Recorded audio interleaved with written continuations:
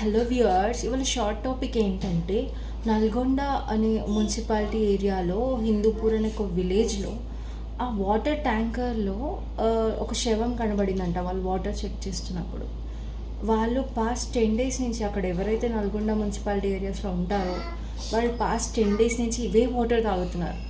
So దానివల్ల government ఏం effect కాదు, ఎవరైతే అక్కడ నివసిస్తున్నారో వాళ్ళు సిటిజన్స్ ఎఫెక్ట్ అవుతారు, వాళ్ళకి డిసీజ్ వస్తాయి, వాళ్ళకి కొంతమంది లైఫ్స్ కూడా కోల్పోతారు. ఆ వాటర్ 10 days నుంచి ఆ డెడ్ బాడీ పడి ఉన్న వాటర్ అవే మనకు వస్తున్నాయి, వాళ్ళు అవే తాగుతున్నారు.